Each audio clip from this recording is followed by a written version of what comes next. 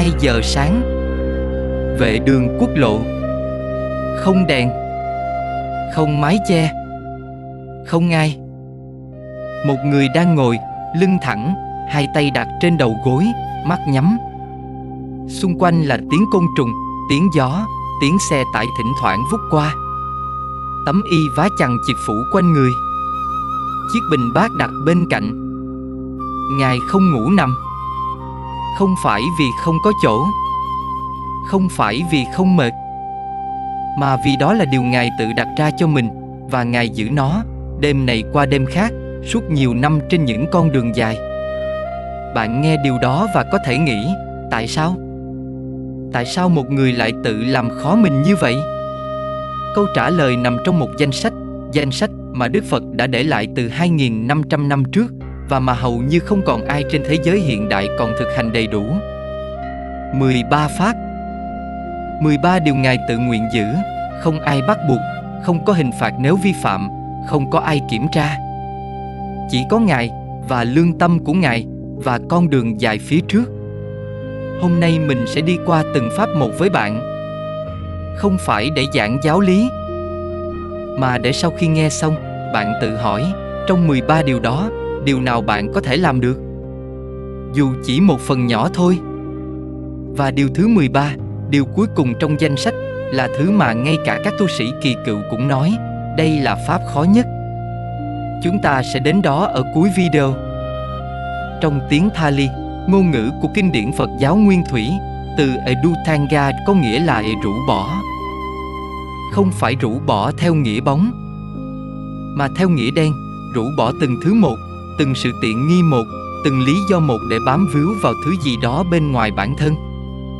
2.500 năm trước, Đức Phật không bắt buộc đệ tử thực hành pháp đầu đà. Ngài dạy rằng đây là con đường cho những ai muốn đi xa hơn, muốn kiểm tra xem tâm mình thật sự tự do đến mức nào khi tước bỏ hết mọi điều kiện bên ngoài. Người đệ tử nổi tiếng nhất giữ trọn pháp đầu đà là tôn giả Makkassapa. Ngay cả sau khi Đức Phật nhập diệt, Makkassapa vẫn tiếp tục, không nhà, không tài sản, không sự thoải mái. Đức Phật từng nói về Makkassapa, ông ấy hài lòng với bất cứ thứ gì. Bạn thử nghĩ xem, hài lòng với bất cứ thứ gì. Không phải hài lòng vì không còn lựa chọn, mà hài lòng vì đã chọn không cần lựa chọn nữa. Trải qua nhiều thế kỷ, pháp đầu đà dần thu hẹp lại. Các tu viện lớn dần thay thế lối sống du hành. Sự thoải mái được hợp thức hóa dần dần, một mái nhà ở đây, một bữa ăn thêm ở đó, một chiếc đệm mỏng qua mùa đông lạnh. Không ai nói thẳng rằng pháp đầu đà đã bị bỏ. Nó chỉ mờ dần. Đến mức ngày nay, một tu sĩ giữ đầy đủ cả 13 pháp là điều cực kỳ hiếm. Ngay cả ở các nước Phật giáo truyền thống như Thái Lan, Myanmar hay Sri Lanka. Nhưng đây là điều ít ai để ý. Sư Minh Tuệ bắt đầu thực hành pháp đầu đà không phải sau khi Ngài nổi tiếng, không phải sau khi có người theo dõi, quay phim, chia sẻ. Ngài bắt đầu từ nhiều năm trước, một mình, trên những con đường mà không ai biết tên Ngài, không ai chú ý đến bước chân Ngài. Ngài không làm vì ai xem, Ngài làm vì đó là con đường Ngài chọn.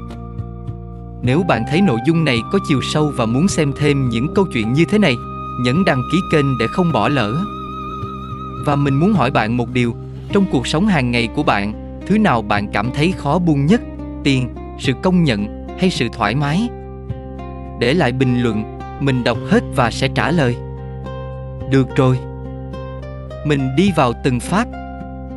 Mình sẽ không đọc danh sách khô khan. Mình sẽ kể cho bạn nghe mỗi pháp trông như thế nào. Khi một người thật sự sống nó, ngoài đường, dưới nắng, giữa cuộc đời bình thường đang chạy vun vút xung quanh. Nhóm thứ nhất, y áo, pháp 1 và 2. Pháp đầu tiên, chỉ mặc y phục làm từ vải nhặt lại. Không phải vải mua, không phải vải người cúng dường.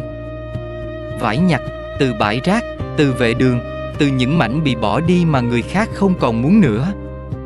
Tấm y của Sư Minh Tuệ, bạn nhìn vào sẽ thấy ngay. Không có miếng vải nào giống miếng vải nào. Màu sắc không đồng đều. Đường vá chằng chịt như bản đồ của nhiều năm trên đường. Có những mảnh vải, theo lời Ngài, được nhặt từ gần nghĩa địa, từ những nơi người bình thường sẽ không dám chạm vào. Bạn mặc gì hôm nay? Bạn có bao giờ nhìn vào tủ quần áo của mình và nghĩ, mình có bao nhiêu thứ mà mình không thật sự cần? Pháp thứ hai, chỉ mặc đúng 3 tấm y, không hơn. Một tấm mặc trong, một tấm mặc ngoài, một tấm choàng. Mùa lạnh cũng vậy. Mùa mưa cũng vậy. Không có áo khoác thêm, không có lớp giữ ấm phụ. 3 tấm vải nhặt. Đó là tất cả những gì Ngài mặc trên người qua hàng nghìn km đường. Nhóm thứ hai, ăn uống, Pháp 3 đến 7. Đây là nhóm Pháp mà nhiều người biết nhất về sư minh tuệ, nhưng ít ai biết đủ chi tiết. Pháp thứ ba, chỉ ăn thức ăn khất thực, đi bộ từng nhà, dơ bình bát, nhận những gì người ta cho, không yêu cầu, không từ chối.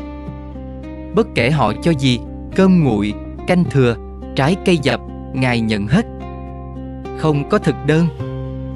Không có ngày tốt ngày xấu. Pháp thứ tư, khất thực theo thứ tự từng nhà, không được bỏ qua nhà nghèo để đến nhà giàu hơn, không được chọn lựa. Nhà đầu tiên trên đường là nhà đầu tiên Ngài dừng lại. Nhà tiếp theo là nhà tiếp theo. Không có ngoại lệ. Bạn có nhận ra không, điều này nghe đơn giản, nhưng thật ra là một trong những thứ khó nhất với tâm lý con người. Chúng ta luôn chọn quán ăn ngon hơn, chọn người quen biết hơn, chọn con đường tiện hơn. Ngài tập không chọn, từng bữa ăn, từng ngày. Pháp thứ năm, chỉ ăn một bữa mỗi ngày. Sau khi mặt trời qua đỉnh đầu, không ăn thêm gì nữa cho đến sáng hôm sau. Pháp thứ sáu, chỉ ăn trong bát, tất cả thức ăn nhận được đều đổ vào một bình bát duy nhất. Không có đĩa, không có chén riêng, không có thứ tự món ăn. Pháp thứ bảy, nếu đã từ chối một lần, không nhận lại. Nếu Ngài nói đủ rồi với người này và người kia đến mời thêm, Ngài vẫn từ chối, dù bụng chưa no. 5 pháp liên tiếp về ăn uống. 5 cách để tập buông bỏ, không phải thức ăn, mà buông bỏ sự kiểm soát, sự chọn lựa, sự muốn có thêm. Chú ý vào đây. Không phải Ngài không thích ăn ngon. Không phải Ngài không cảm thấy đói. Ngài là người bình thường, có cơ thể, có cảm giác, có những lúc mệt mỏi sau nhiều giờ đi bộ.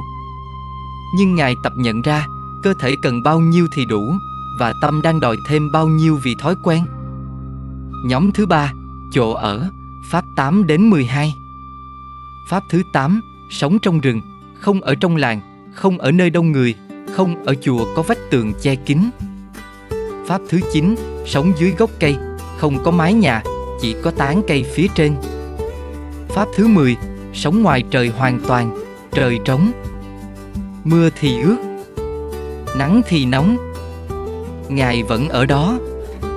Pháp thứ 11, sống trong hoặc gần nghĩa địa, nơi người bình thường tránh xa sau khi trời tối.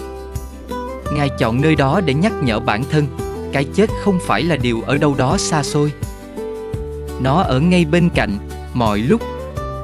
Pháp thứ 12, hài lòng với bất cứ chỗ nào, dù là góc chợ ồn ào, vệ đường bụi bặm, hay nền đất ẩm sau cơn mưa. Không được phàn nàn. Không được chọn lại. 5 pháp về chỗ ở, 5 cách để tập với sự bất tiện, không phải tập chịu đựng, mà tập không còn cần sự tiện nghi nữa. Bạn hãy nhìn vào phòng ngủ của mình tối nay, chiếc đệm, cái gối, cái máy lạnh, tấm chăn. Tất cả những thứ đó, bạn có thể ngủ mà không có chúng không? Một đêm thôi. Ngài làm vậy, mỗi đêm, nhiều năm liên tiếp. Và rồi còn pháp cuối cùng. Đây là chỗ câu chuyện trở nên khác biệt. Pháp thứ 13, Nesajika, trong tiếng Pali, nghĩa là không nằm xuống ngủ. Bất kể mệt đến mức nào, bất kể đêm dài đến mức nào, người thực hành pháp này chỉ ngồi, hoặc đứng, hoặc đi. Không bao giờ để lưng chạm xuống mặt đất hay bất kỳ bề mặt nào theo chiều ngang. Đêm nào cũng vậy. Bạn hãy thử tưởng tượng, không phải một đêm, không phải một tuần, mà năm này qua năm khác. sau khi đi bộ cả ngày dưới nắng, sau khi khất thực, sau khi tụng kinh, sau khi ngồi thiền. Đến tối, thay vì nằm xuống nghỉ, Ngài ngồi thẳng lưng, nhắm mắt và ngủ trong tư thế ngồi. Các tu sĩ Theravada kỳ cựu, những người đã tu hành hàng chục năm, thường nói rằng 12 pháp đầu khó, nhưng người có ý chí đủ mạnh có thể giữ được. Nhưng pháp thứ 13, pháp không nằm, là nơi hầu hết mọi người dừng lại. Không phải vì đau đớn thể xác quá lớn, mà vì nó tước đi thứ cuối cùng mà tâm còn bám víu vào, khoảnh khắc buông xuôi hoàn toàn vào đêm tối, để cơ thể chìm xuống, để tạm thời không còn là chính mình nữa. Ngài giữ pháp đó. Hình ảnh mình kè ở đầu video, người ngồi thẳng bên vệ đường lúc 2 giờ sáng, không ai biết, không ai xem, đó không phải hình ảnh tưởng tượng. Đó là điều đã xảy ra, đêm này qua đêm khác, trong suốt nhiều năm hành trình của Ngài. Và đây là điều mình muốn bạn thật sự ngồi lại với một chút. Ngài không làm 13 điều này để chứng minh gì với ai, không để lên báo, không để có người theo dõi, không để ai gọi Ngài là gương mẫu. Ngài làm từ trước khi bất kỳ ai biết tên Ngài, một mình, trên những con đường không có camera, không có điện thoại giơ lên, không có người đi theo phía sau. Và đó chính xác là lý do tại sao, khi người ta bắt đầu biết, họ không thể nhìn đi chỗ khác. Vì trong thế giới mà mọi thứ đều được làm để người khác xem, đây là một người đang làm điều gì đó không vì ai xem cả. Và sự khác biệt đó, bạn cảm nhận được ngay, dù không thể giải thích tại sao. 13 pháp đầu đà không phải là danh sách những điều cần chịu đựng. Đó là 13 câu hỏi, mỗi pháp là một câu hỏi Ngài tự đặt cho mình mỗi ngày. Tâm mình còn bám víu vào đâu? Còn cần thêm thứ gì? Còn sợ mất thứ gì? Và khi bạn buông hết, không phải vì bị tước đoạt, mà vì tự nguyện, thứ còn lại là gì? Có lẽ đó chính là điều Ngài gọi là con đang hạnh phúc. Vậy từ 13 pháp đầu đà, bạn mang về được gì cho cuộc sống của mình? Không phải mình muốn bạn đi bộ chân trần hay ngủ ngoài đường. Mình muốn bạn mang về 3 câu hỏi mà 13 pháp đó đặt ra. Thứ nhất, bạn đang cần thứ gì thật sự, và thứ gì chỉ là thói quen? Không phải về vật chất. Có thể là sự chú ý của người khác.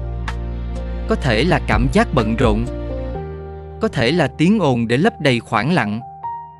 Ngài tập nhận ra ranh giới đó, từng bữa ăn, từng tấm vải, từng đêm ngồi thay vì nằm. Bạn có thể bắt đầu nhận ra ranh giới đó ở đâu trong cuộc sống của mình.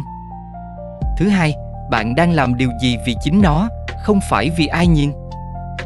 13 pháp của Ngài không có khán giả trong nhiều năm đầu. Không có sự công nhận. Chỉ có Ngài và lựa chọn của Ngài, mỗi ngày. Có điều gì trong cuộc sống của bạn mà bạn sẽ tiếp tục làm, ngay cả khi không ai biết, không ai khen? Thứ ba, thứ cuối cùng bạn chưa dám buông là thứ gì? Không phải tài sản, không phải tiện nghi, mà thứ trong tâm, nỗi sợ, sự kỳ vọng, hình ảnh bạn muốn người khác thấy về mình. Pháp thứ 13 của Ngài khó nhất không phải vì cơ thể không nằm được, mà vì tâm không chịu buông xuôi. Thứ cuối cùng bạn chưa dám buông, bạn biết nó là gì không? Câu hỏi mình muốn để lại cho bạn hôm nay, trong 13 pháp đầu đà, pháp nào bạn nghĩ mình có thể thử, dù chỉ một ngày? Để lại bên dưới, không có câu trả lời đúng hay sai, mình chỉ tò mò bạn nghĩ gì. Và còn một điều cuối. Lúc 2 giờ sáng, bên vệ đường, người ngồi thẳng lưng đó, Ngài không đang cố gắng, không đang chiến đấu với bản thân, không đang nghĩ đến ngày mai hay hôm qua. Ngài chỉ đang ngồi đó, bình thản như mặt hồ không có gió. Và trong cái bình thản đó, có điều gì mà bạn, nhìn từ xa, cảm thấy được? Dù không thể đặt tên, dù chỉ một giây. Mình nghĩ đó là thứ mà tất cả chúng ta đang đi tìm, theo những cách rất khác nhau, trên những con đường rất khác nhau.